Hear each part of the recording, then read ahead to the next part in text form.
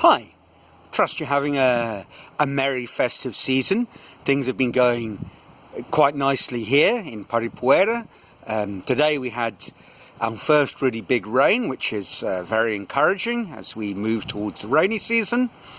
But I'm not going to be talking about rain today. Fairly early on, after I'd arrived in Peru, I met a chap, Julian, at an airport. And we got chatting and exchanged phone numbers. I thought nothing of it. But then one night I got a call and he invited me to come visit him in his hometown, which was Iquitos. Iquitos is the biggest of Peru's Amazon cities. It's in fact only accessible by air or boats. There's no roads in or out anywhere. So off I went and things... We had a few little boat trips up the river. It was all very exciting, seeing the Amazon for the first time in my life. And then he said, well, you know, you've enjoyed the stay. What about coming here for Christmas? And so we put a little plan together, and subsequently I found myself back in Iquitos that Christmas. It was the end of 1994. And he'd really pulled out all the stops. He'd arranged a couple of river guides, and we were going to travel, the two of us, his wife and his little boy, who's 7, thereabouts. And we're going to travel upriver to meet a tribe that he knew. I think his grandfather had been fairly active in the Peruvian rubber boom. I think they'd fallen on hard times subsequently, but he'd still kept in contact with this tribe, so off we went. And it was fantastic. I tried not to think about my major worry for the trip. I'm something of an arachnophobe, and going into the Amazon basin really isn't necessarily the wisest thing for an arachnophobe. Amazingly, on that expedition and all of my subsequent trips, the Peruvian Amazon, and I made quite a few, I never ever saw so much as a hint of a spider. You know, they were there, but I think they saw me coming first and generously hid themselves. Anyway, we finally, after many twists and turns, took a few days by boat. First we were on the main tributary of the Amazon, and it was probably a few kilometers across, and then we sort of made a turning into a slightly narrower river, and we stayed in a small village in the evening, and then we made another turning, and the next night we stayed in a house on the bend in the river with a local fisherman. And on the third day we ran out of water and met up with the tribe. Now, during the course of this 3-day journey, at a certain point we'd stopped at a riverbank. It was an abandoned village, and Julian said, this is the place.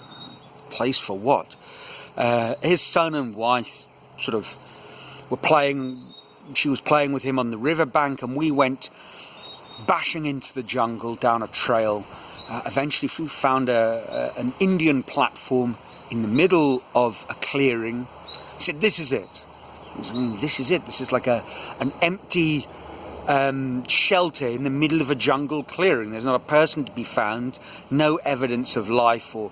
But it was it. We went onto the shelter, and sitting there in the middle of this Amazon shelter was a bottle of clear liquid, which he said was going to be our Christmas celebration.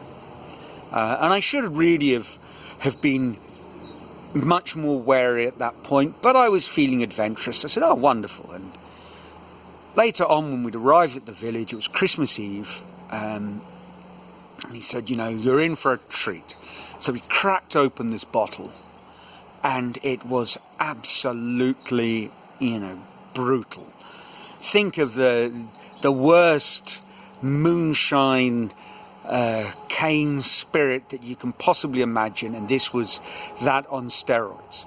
And to accompany this wonderful beverage, he said, we have a delicacy, and he pulled out this banana leaf which had been roasting on the fire. It was full of these little grubs, which apparently the local the Indian tribe had collected that day. They lived high up in the canopy, so when one of the trees fell, this fruit tree, a specific fruit tree, they collect the grubs and they'd roast them in banana leaves, and that was my treat. Well, I couldn't say no, and actually they were quite tasty. And after I'd got over the eye-watering nature of the, as they call it there, aguardiente, the cane spirit, I had a wonderful evening. I mean, so wonderful that at the end, when I went back to my bed, I very skillfully slept on top rather than inside the mosquito net. So the next day, I woke up smothered in mosquito bites and with the absolute mother of all hangovers. It was horrific. Julian arrived. Merry Christmas, are you feeling like me? I said, oh, good Lord, 10 times worse. He said, no, we're both feeling rotten. But it's Christmas and there's the service. So off we went, and now this Indian tribe, there were a couple of people who did speak Spanish, our guides, for example, and the chief. So the whole service was conducted by the Indian chief in Spanish and the local language. I can't remember, Xinca, who knows. At any rate, it was a long and very surreal experience. Sitting there in the boiling Amazon heat and humidity, listening to an interminable Christmas oration immediately translated into an equally long local version. Who knows whether it was an accurate translation in the Indian dialect language. And while this was going on, I was looking at the people and my head was pulsing, and there was this lovely little girl with an enormous smile who had a small monkey on her head, and there were all sorts of intriguing, very un-Christmassy little details that I was feasting my eyes upon and just wondering if I was in some sort of weird dream, if I was imagining, hallucinating the whole thing. But it was very real.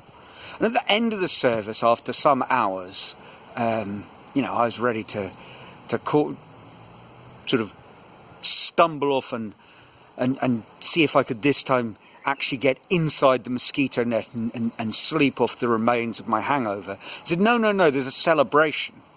And they brought out this gourd with what is called in the Peruvian Amazon masato, which is manioc, yucca-based, yucca as they call it there, mandioca here, based beer.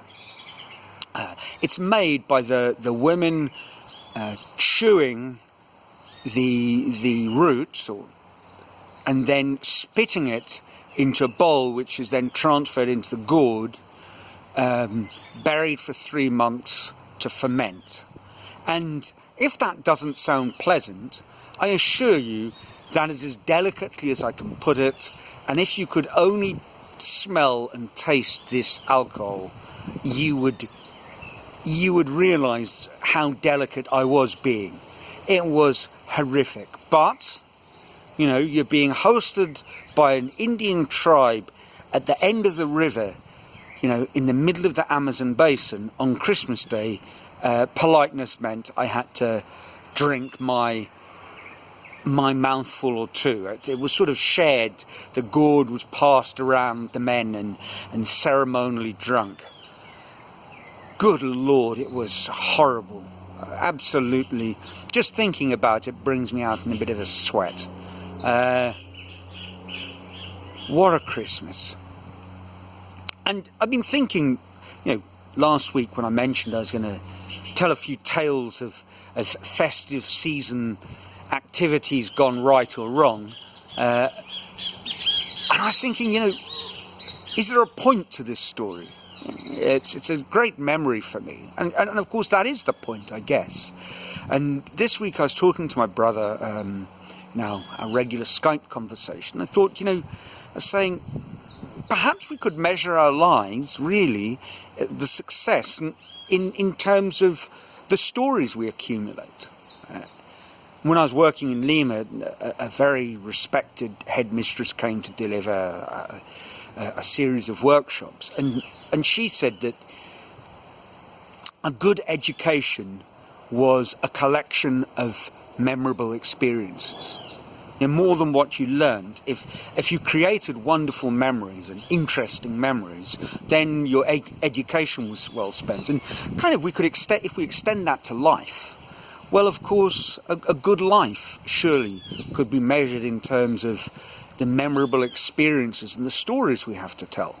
And I think even the simplest lives have their share of stories, but we need to tell them. We need to remember them. We need to mark them. And I don't think it's the seeing the Eiffel Tower. That was very nice, but really, how memorable was that? How remarkable was that? Me and a million people stumbling through the Louvre to take a 20-second peek at the Mona Lisa. Interesting, but that's about it. My Amazon trips, on the other hand, I'll never forget those. And I have a few photos. They're not fantastic photographs, but they jog my memory. And I look at the smiling faces of these wonderful people. Something I never photographed, which is probably the most incredible memory, was the little 7-year-old boy, and he'd gone on this trip to the Amazon with his tub of Lego. And once my hangover had worn off, I sat playing with him and a couple of his newfound friends. He spoke Spanish, no English. I spoke very little Spanish, and they spoke, for the want of a better word, a shinka. But we all got on making little Lego constructions. They quickly worked out how to do this, and it seems Lego is a universal language. So for me, how could I put a price on that experience? Tell you what I couldn't put a price on, and I certainly wouldn't mark it, was the Masato. That is to be avoided at all costs, although I don't regret having drunk it once. Now, that's my Christmas tale. I've got a couple of New Year's memories up my sleeve, but I think I'll save them for another episode, although perhaps film them shortly, and they'll be my festive season gift to you. Anyway, I hope you're having a wonderful time, and if you have an amazing story, but perhaps you could share it in the comments. And if not, until the next time, ciao.